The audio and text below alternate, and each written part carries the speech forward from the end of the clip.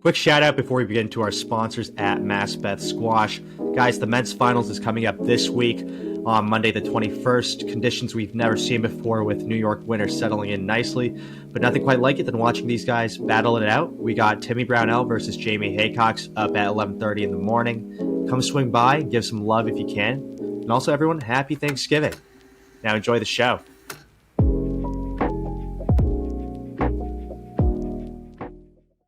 Welcome back, everyone, to the Rod Report podcast. It's been a wild couple of weeks in the squash world with the beef with certain players and coaches who will not be named, which we'll eventually do a full recap on. But in the meantime, continuing on the CSA train, we're fully underway of things and had to bring on my good friend again.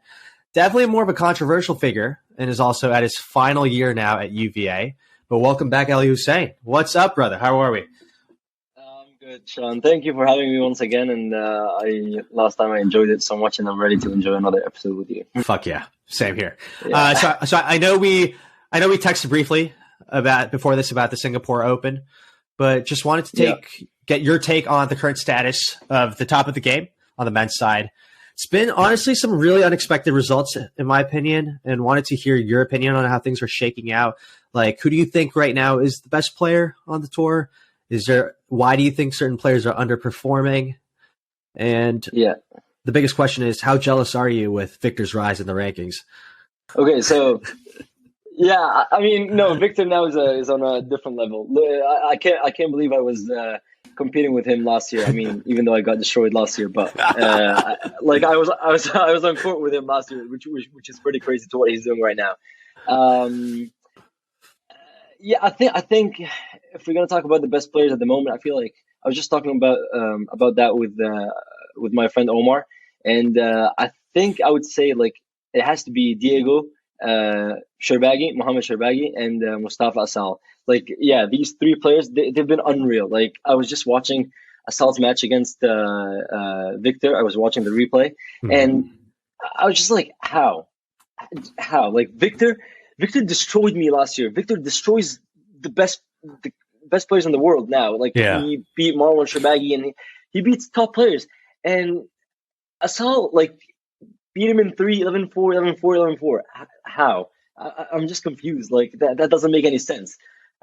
Victor's like a top 10 player, and as I said, he's destroying players now. And out of nowhere, Asal destroyed him. He didn't get more than 4 points. That's crazy. Yeah, that was wild. Yeah, and of course Shorbagy, I mean, he's been doing great since he started getting coached by Gregory Gauthier and Diego, of course. What do you think of Shorbagy? Like, what do you think has changed? I just want to hear someone as good as you are, and as something you might have noticed that the casual fans don't pick up on, that you think have changed since these past couple of months. Because honestly, me too. I wrote him off last year. I said he was over, and I distinctly remember having a phone call with you. And what did you say? I think you said Shorbagy's done. I think I said that. I did say that. I mean, of course, he's now being coached by Gauthier, who was a legend one day, and I feel like he's given him the experience that he's had when he was a player, and I feel like that has to be the secret. And his fitness out of nowhere is also like has improved so much from last season. I feel like since he became English, he's now a whole different player. And I think it has to do with Gauthier, and he even mentioned it in his speeches like many times that all credit has to be given to Gauthier for the effort that he's done with him. But maybe one thing I want to mention about him being English now, don't you feel like he's a little like different, or like he's a little fake in his speeches? I've always thought he was a little bit fake with speeches, but I do think he's taking a bit more personally, I think, to prove a point. Yeah, like to get England on the map. Yeah, I don't like how when he won that fun tournament, Nations Cup. That's the name. He won it, and then in his interview, he was like, he did all the work. I mean, Sarah Jean-Pierre like got destroyed playing with the Joel King, and then he beat Paul Cole, and the difference was even 13 points. And I was like, no chance is he gonna like be able to win this match for England. But then he won it, and then in his speech after, he was like, Yeah, all credit to Sarah Jane Perry. She's been leading the team for so long. She's taught me so much. What did she teach you? I mean, no. Wow. No. Shots fired. No, I mean, that's Shorbagy. I can't fire shots at Shorbagy, but I'm just like, I'm not really. I feel like everyone is noticing it. It's not just me. Like, he's just. And every post, pretty much in every story on Instagram, he has the English flag, and he just has it everywhere. And like, we get it. Okay, you're English now, good shit. But I see. So as an Egyptian, you're very hurt about this. No, I promise you, I don't care. But I told you before that one of my pet peeve is when people are being fake. I don't like that. Just be honest, and you don't have to. What's the word? I actually don't know the word, but like. You think I don't know what the word. Okay, let me try to. You think he's overcompensating as an English player right now to make sure everything is about England squash? Yeah. Yeah. Like everything, just relax. Like relax. I see. It's just a game. And one more question is, why do you think Paul Cole's underperforming, or do you even think he is underperforming? Yeah, I do think he's underperforming. I mean, compared to what he did last year and how he used to be, you know, Farag and Shorbagy and all these guys, but now it looks like he's struggling to get a win against like the top guys. And I feel like even if he had to play against Asal or anyone this season, he would have lost. Maybe mental. Like, I was just watching his match against Yao in that Singapore Open. He was 2-love up and everything was going just fine. But then out of nowhere, he stopped running to get balls back, and I was like, never seen that before. I've never seen that before, and I don't think it's a physical problem. I don't think he's injured or anything, but I think it's more mental. Like, he's done for some reason. He's like, he needs a break or something. I don't know. And it's sad because I like him. Yeah, I like the way he plays. And this is good. This is good actually, because this is something you've struggled with too, right? That I don't think you mentioned to a lot of people, but about being checked in and checked out of the sport. Yeah, I've because I love training so much. I feel like you could guess that. I love training, and even if we're gonna ignore squash, I love training. I would train even if I weren't a squash player. I would train so much too. But the amount of training that the athletes do is crazy, and I feel like that's normal when you have when you're mentally fatigued and when you're mentally exhausted. That's pretty normal in anyone's life, especially athletes. I remember last season in college squash, at the end of the season, I was done. I had 3 losses in a row, and I lost to Victor, Miko, Matias, and I couldn't win. I forgot how to win. I was like, what the fuck am I supposed to do? How do I win points? So I feel like it's pretty normal, and I feel like that's what he's going through right now. It's normal, and I feel like he trains a ton. I feel like he does a ton of fitness as well, and maybe that's the reason. Yeah. But I appreciate you giving some insight on that. But all right, so before we get into the meat of things, I wanted to get a recap of how you felt with last season, because I think it was just around this time last year when we did our episode. I know you were one of the original episodes when no one wanted to do an episode with me, and to be honest with you, I still struggle with that issue to this day. But I don't know if you had a chance to reflect on it, but I just want to get your thoughts on it. Proudest result, and which match were you most disappointed in? You're talking about last year's season, right? Yep. Probably proudest result would be surprisingly not Yusuf Ibrahim, even though he was 17 in the world. Yeah. I think it was the Veer match. It was 4-all, and then I was 2-all down, and everyone was watching. All of UVA, all of Cornell, fans, players, coaches, and I don't know if you know, but that match would have determined so much, who would be in Division A and Division B. And I was 2-all down. Veer was playing great squash. I mean, he was still playing squash. He was still playing great squash until the end of the match, but I managed to win in 5, and that helped us a lot to make sure we're in Division A at nationals. And I would say that's the proudest. Yeah, that's the proudest result. How convenient it is that the match that Veer was most disappointed in is the match that Aly thinks is most proud of. But I mean, I get it. It makes sense. If I were him, I would have killed myself. But how about the most disappointed result? What do you say? Oh, Miko for sure. Yeah, Miko. It has to be. That was at Nationals, and I had just lost to Victor the day before. I lost him in 3. I don't think I was expecting this result. I don't think he was expecting it. I even talked to him after the match, and he was like, "Yeah, I'm a bit confused about the result." He even mentioned it. Wow. We're not close friends, but we're friends. He even told me that, and and then when I lost to him in 3, I lost confidence, and I felt like I'm like really far. I can't compete with the best college players. And then I went the day after with Miko. I had no confidence. I was 2-love down, and then I brought it back to 2-all. But then I lost in the third, like 13-11, and that made it even worse. Like I was feeling down after losing to Victor in 3 because I just didn't expect the result, even though he was a much better player, and he's still a much better player than me. But I wasn't expecting the result, and then when I lost to Miko, like it got even worse. And then the day after, I managed to beat Lucas, which was good. We still lost to Drexel though. And then I just carried the momentum of just being down, and I lost to Matias in the first round of individuals, and that was bad. I was really disappointed. You're in a dark spot. Yeah. Very.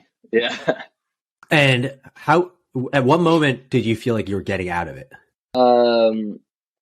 I played the 5K after individuals, like a month after individuals, and then it was at Rochester, and I managed to win it. And I beat Veer in that tournament. Actually, I beat him in 4 in the semis. Then I beat Daniel McBeeb in the finals in 4, and that helped me a lot. Yeah, that helped me so much, like regain my confidence, and then I played 2 10Ks, and then that made me feel so much better. I beat Nicole in one of them, which was good. Yeah. But yeah. I see. That's it. All right. And we'll get into the Challenger Tour because I have a lot of questions on it. But I want to move on to this season, which is looking to be very different from previous seasons in terms of the team-wise, because with the depth, we really don't have a clear-cut runaway leader right now on the team side. But how do you feel about the UVA team right now? Honestly, thought you guys would do better against Yale, but again, convincing win over Columbia. But how do you rate your team right now this year? Well, yeah, I thought the same about the match with Yale. I thought we were going to do much better. I thought we were going to win. But it's all right. It is what it is. I feel like we're one of the top 4 teams this year. You got Harvard, Penn. We're supposed to play them actually today, but it got canceled. Mm-hmm. You got Harvard, Penn, Yale, us, Trinity actually.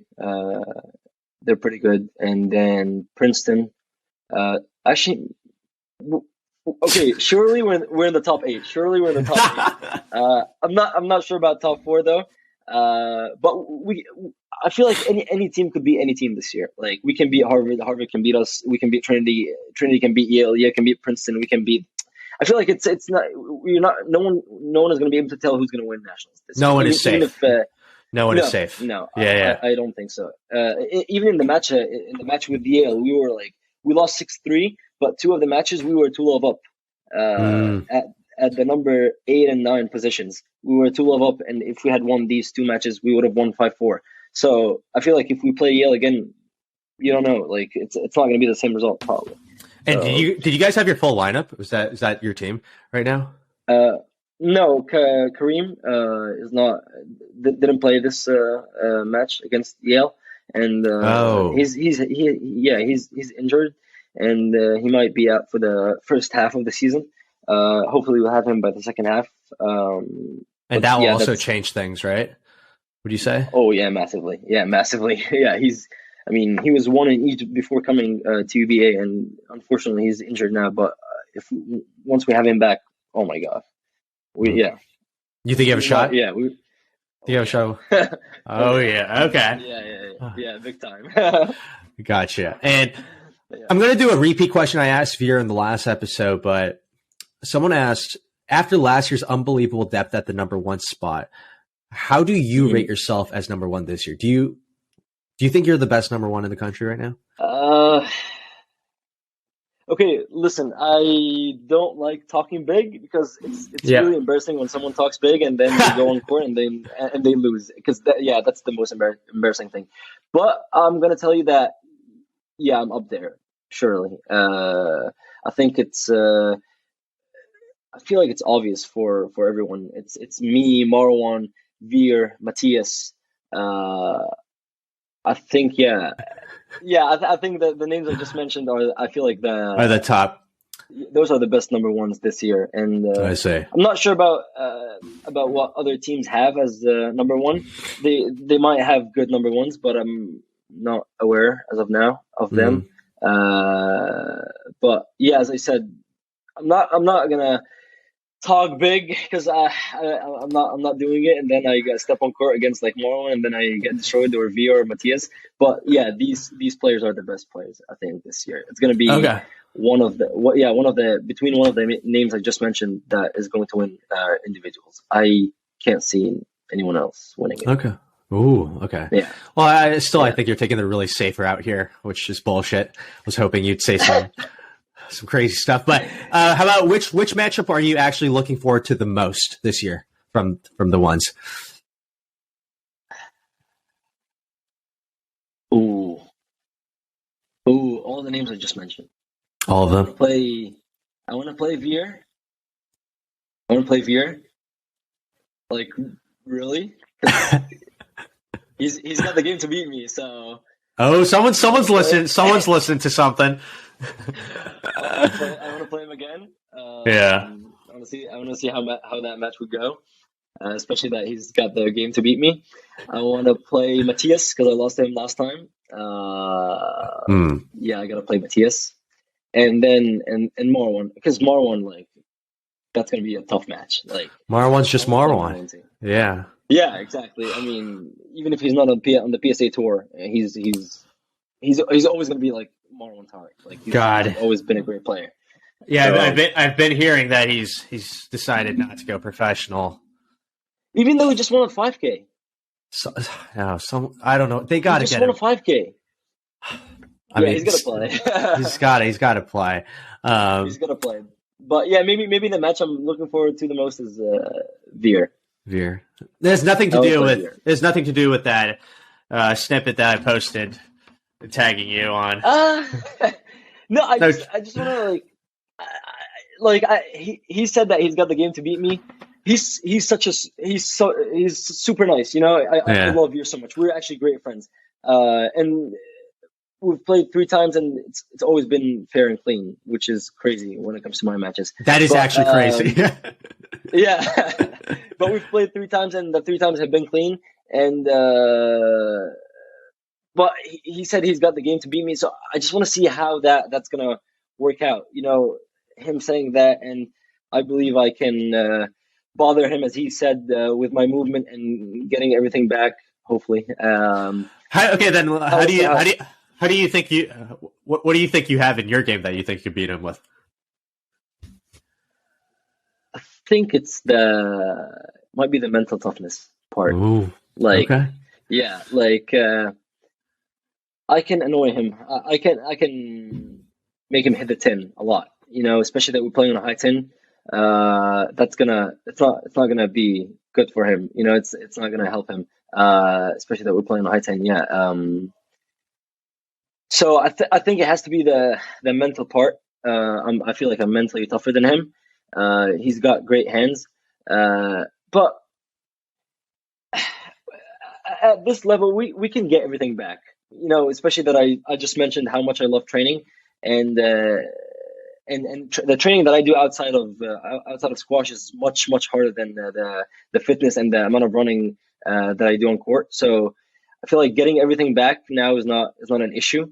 I mean, that has never been an issue with you, hasn't it? Yeah. This is because of the passion I love for training. I'm really into CrossFit. I'm really into nutrition, and all that has these 2 things have been really helping me to be the player I am today, the annoying one who gets everything back. So I feel like that's the part that we're different. So we'll see how that goes. He's gonna go for it. He's got great hands as he said, and he can hold the ball very well. But I believe I can get it back. Oh fuck yeah! This is I can keep going forever. This is gonna be such a good matchup now. I think the hype has been built. So that has nothing to do with me and Veer not being friends or anything. We're great friends. I love Veer. Yeah, we'll see about that after you guys' first match. We'll see. But Aly, I know that. So you're going professional after this year, after you graduate. I am. Is there a confirmation on that? How much are you itching to go professional right now? And especially also, I'm sure. I know we talked about last episode how competitive of a guy you are. And, you're seeing, honestly, all these guys from last year are all, I think, succeeding right now on the tour. They're really moving up the rankings quickly. Yeah. It's really good look on CSA. So you must be really itching to get out there, right? Yeah, I am. I just want to play now. I'm playing. I'm signed up for a 10K in India over Christmas break, and I can't wait to compete in that one. I am itching to get the rise up in the rankings, because seeing Douglas and Ali Abu and Timmy Brownell, all these guys rise up in the rankings really fast. I just want to play. Let me play. You're looking at them and being like, that could have been me. That should be me. Yeah, I want to play. Like Douglas last year. We had a tough match, and seeing him now on tour, I'm happy for him. I like Douglas. We're great friends, actually. Even though the match last year, as we spoke in the first episode, wasn't the cleanest, but I don't think he minded the way I played. I don't think I minded the way he played. And I'm happy for him, as I said, but I still want to play. I really want to play. I feel like, and my ranking could have got me into that silver or was it bronze silver tournament in New Zealand? I could have played that. Yeah. Yeah, I would have played. I would have gone to New Zealand to play that, and I feel like I could have done well too. So I want to play. Yeah, just let me play. Just goddamn let me play. Yeah. So I know. So you've been honestly a staple name, I think, in the Challenger Tour scene, and honestly, you've been consistently having good results, at least making the semifinals. And I just wanted to ask you, for the casuals out there, what your thoughts are on how these Challenger Tours are run. What are the things you like about it, and what do you think are things that it needs work on? So yeah, I've played 3 tournaments before the start of the college season. I reached 2 semifinals, and I lost in the finals in one of them. But honestly, they've been great. They've been great. Maybe the referees, they need to get better. I feel is it different by tournament, or is it like consistently they have like different refs, or do players? Usually it's the player who won the match or who lost the match has to ref the next match. And I feel like that might not be the best idea. Like, why don't we have like professional refs? If it's a 10K tournament, that's a big deal.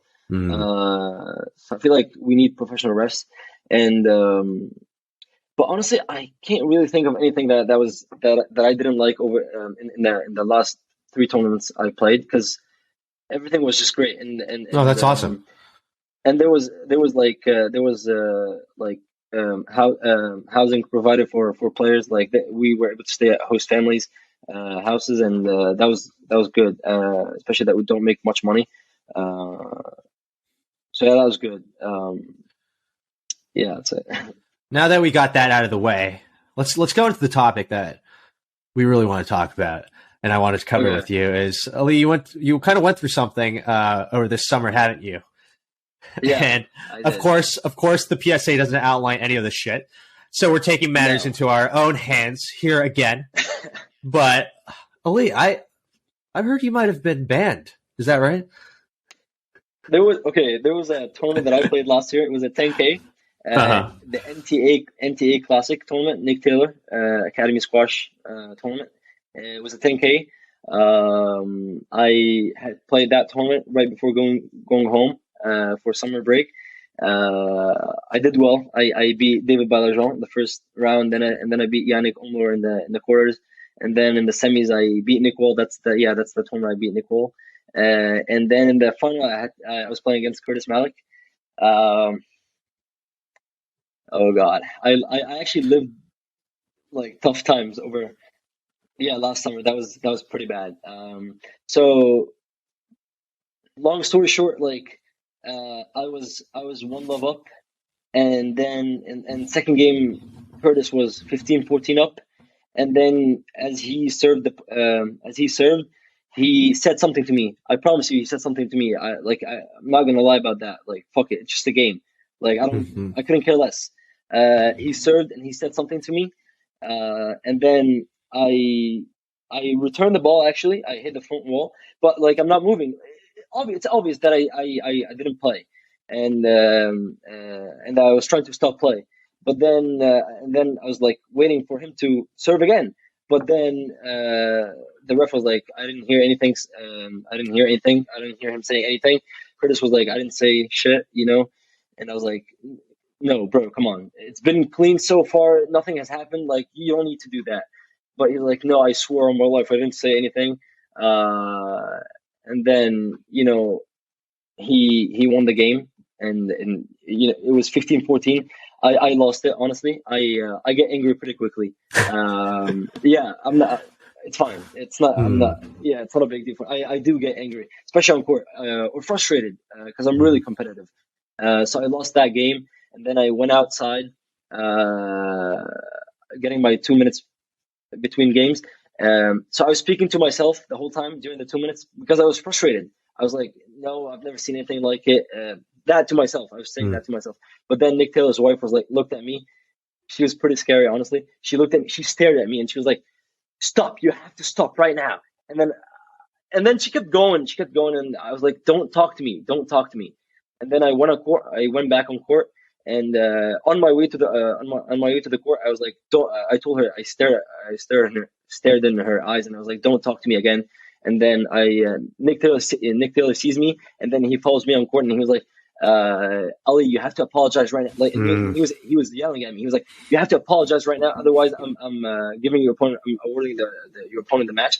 I was like, "What the fuck? Did you just say that? Are you serious?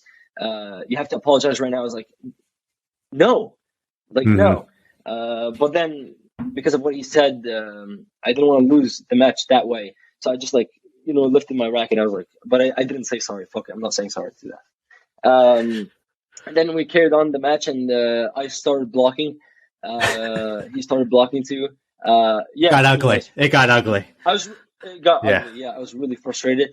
And then in the fifth game, he played a drop shot, and then I played a counter drop shot, and then on his way picking it up, he hit me. Like he was running, and he hit my back, and then he fell on the ground, and he was like, "Oh, like I'm hurt, my eyes, I can't see," and I was like, "Are you good?" And then he took 15 minutes, because apparently I'm the one who caused the injury, even though he ran to my back, but I was fine. Yeah, take the injury. You have every right to do it. But then 15 minutes later, and during the 15 minutes, I see Nick Taylor and the ref talking to each other the whole time. And then I see, and then 15 minutes later, the ref came back to the court, and he was like, "We're gonna have to award him the match. That happened because of you." I was like, "What do you mean? It's just an accident." He ran into my back, but apparently I hit him with my elbow. That's what I heard. Apparently, as he was getting the ball, I hit him with my elbow. I'm not sure how I'm supposed to do that. I block. I'm not. Everyone blocks. I block in tough moments. Everyone has to do that. It's whoever tells you that they don't. That's bullshit. That's 100% bullshit. Even Ali Farag blocks sometimes. Sometimes. And he's like the cleanest player on tour. So yeah, apparently I hit him with my elbow, and that's why the match got awarded to Curtis. And that was unreal. And then I had to email PSA. I was like, that's unreal. How could someone do that? And then I was actually I got yelled at after the match. He was like, Nick Taylor, I had to shower because I had to go to the airport after. And he was like, no, leave right now. You have to leave. I don't want to see you here ever again. And then I leave, and then I email PSA out of anger. I wish I didn't, because if I had known that's the way they would have they were going to respond, I wouldn't have emailed them. But I emailed them because I was like, that can't happen. And then I got suspended for 3 months, and then I had to pay a fine that was like a lot. That was like £750, and that's so much compared to the amount of money that we do. Like, it's nothing. Like, we make nothing. How do you expect me to pay £750 and get suspended for 3 months? Why? What did I do? Like, you see the shit that Asal does. Like, why would I get suspended for 3 months and pay £750? And then I was like, they were like, "Are you gonna accept that? Or are you gonna appeal? Or not appeal? What's the word? Like, whatever. Yeah, appeal." And I was like, "Yeah, I'm appealing. There's no way that can happen." And then that whole thing was the whole problem was going on throughout the whole summer, and then I had to meet with the PSA panel. We talked together, and then I explained everything, and then thank God they waived the fine and the suspension, because I told everything. I was truthful about everything I said, and they determined that I didn't do shit, and they waived everything, which is good. I see. And so, but you're actually, on the PSA website, it was written that I retired. I'm not sure why that's written. And that pisses you off. Yeah, because I didn't retire.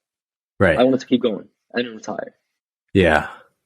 Yeah. And when you read the article as well about the final, like, you're not gonna read any of what I just said. It just says you retired. Yeah.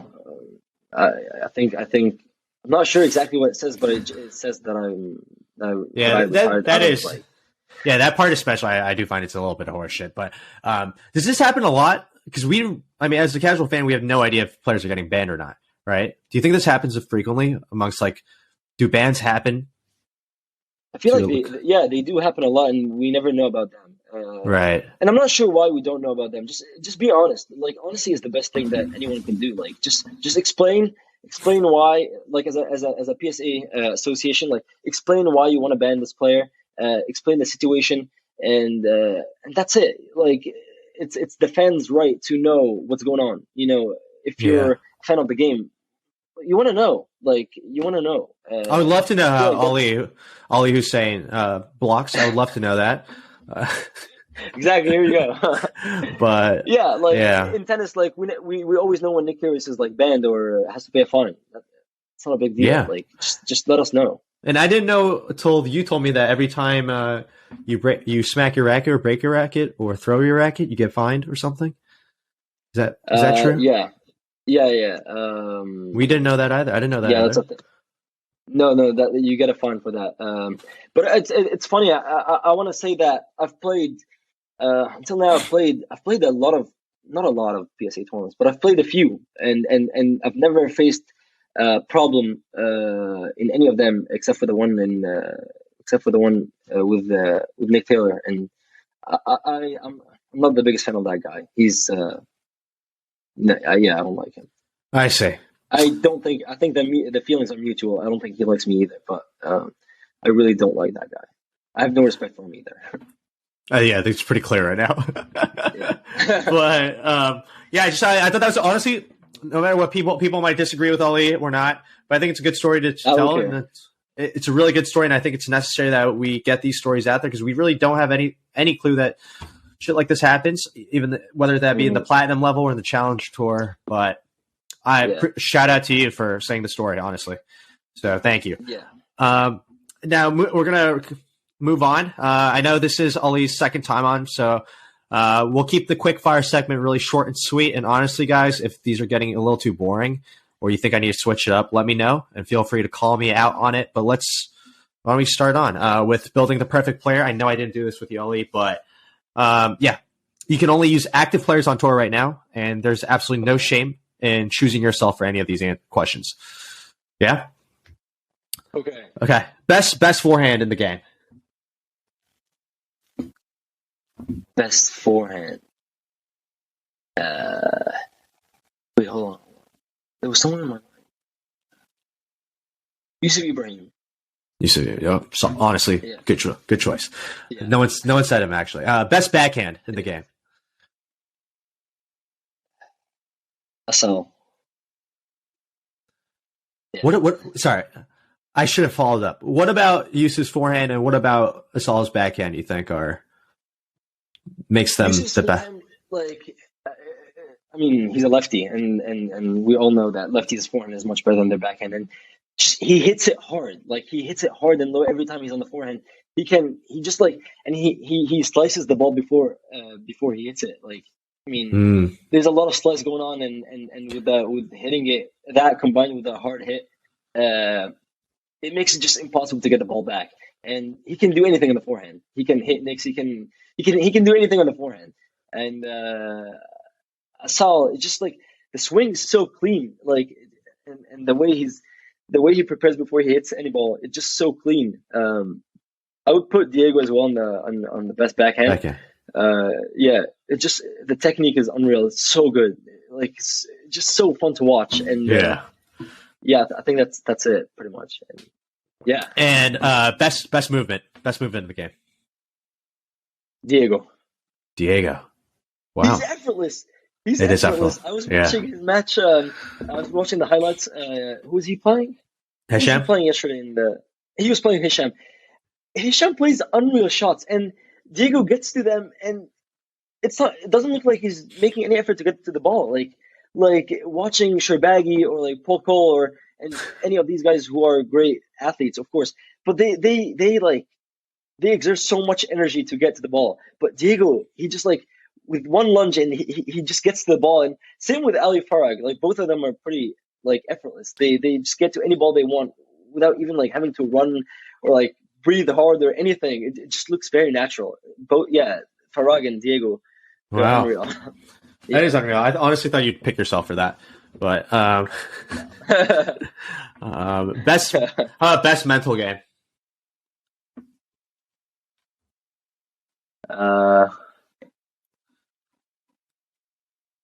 Shorbagy, maybe.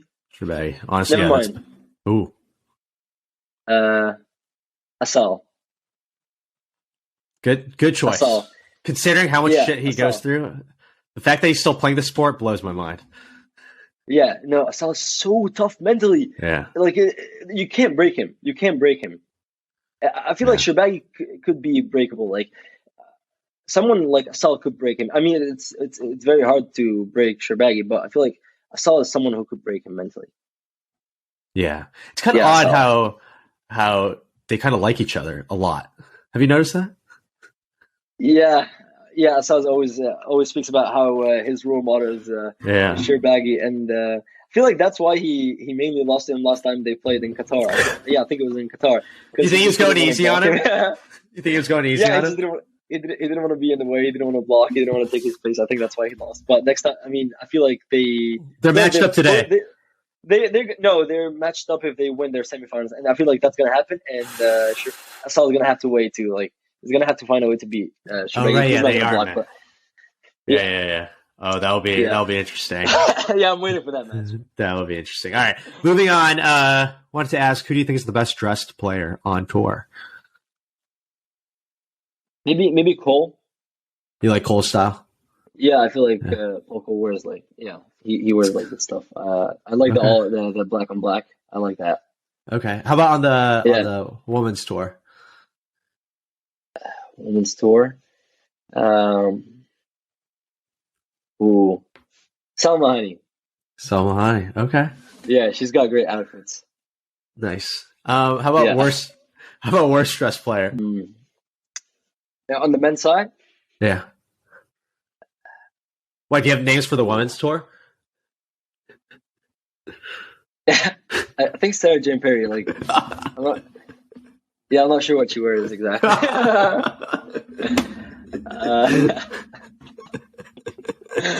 And I feel like if I have the rankings right in front of me right now, I'll tell you a lot of names.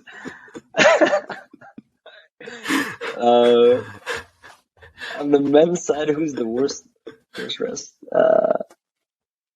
God, can't think of any player right now. Only Someone who dresses nicely Ooh. is Miguel. I forgot about that. Miguel dresses nicely, I feel like. You like his style? Okay. Okay, what are we talking about now? Worst dressed? Worst dressed. On the men's side, can't really see it. Maybe Rafael Condra. You just don't like how the German players dress. Yeah, maybe Rafael Condra. Like what he wears is not so good. It's fine, but maybe not the nicest, you know. I see. Okay, and then moving on.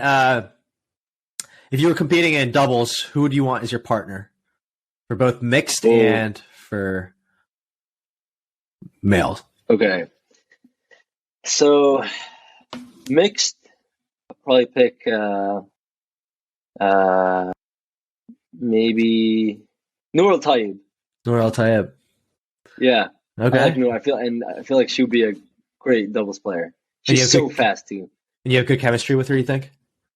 Yeah. I mean, we played at the same club in Egypt, and we've always trained together. I like Noor. Yeah, I think Noor Tayyib could be my doubles partner. Yeah. Okay.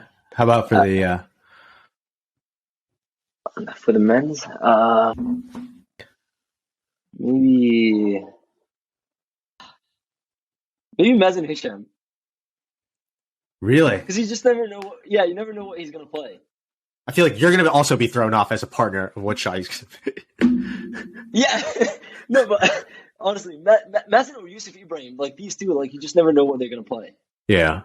Yeah. Okay. Yeah, I would pick one of them. Yeah. That's fair. And I know I asked you this last year, but I'm just gonna ask you again. First off, most underrated player on tour. Underrated is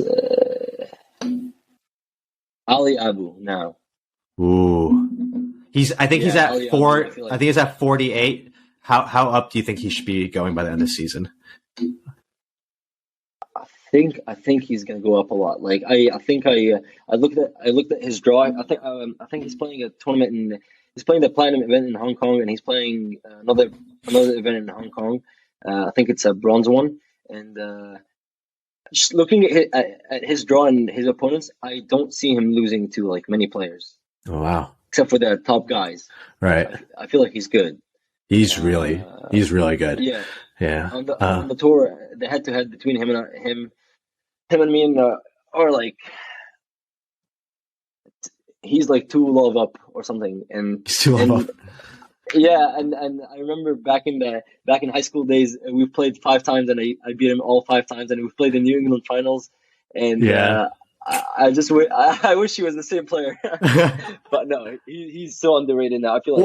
What do you think has changed? What do you think has grown so much in his game?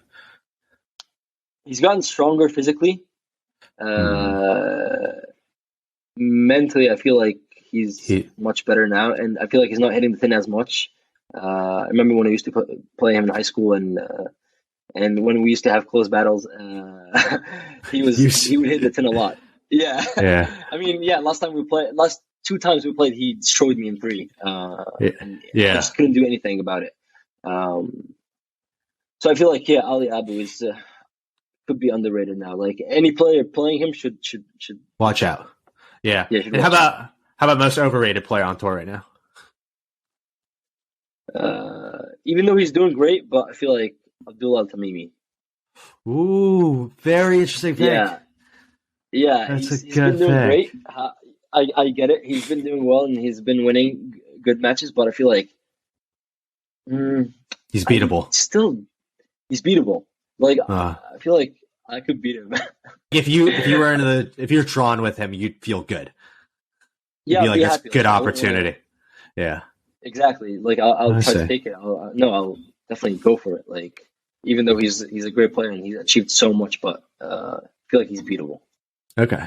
And who do you have as your pick for winning the college nationals this year? Like team or individual? We'll do both, team and individual. Team, dude. For some reason, I'm gonna choose Trinity again. I feel like. Yeah, with the Egyptians, the amount of Egyptians they have, like, is crazy. I feel like they could win it. They could win it. I mean, unless Kareem feels better and Then it's UVA. And is able to play nationals, I feel like it has gotta to be be. UVA, because the top four, it would be me, Omar, Kareem, Taha, and then you've got Miles, Cullen, Tyler Maxey, JP. We've got a great team. If Kareem is able to come back, I see. and play, yeah. Okay. Individuals, I want to say me. I want to say me, but just with the squash, you just never know. Even if you're the current best player in the world, like, not necessarily will you win a tournament because you're in. I don't know why. I don't know why you keep. Never know. I don't know why you keep saying this bullshit after. I'm going to cut it out. I'm just going to say it's me and move on to the next question. Okay, whatever.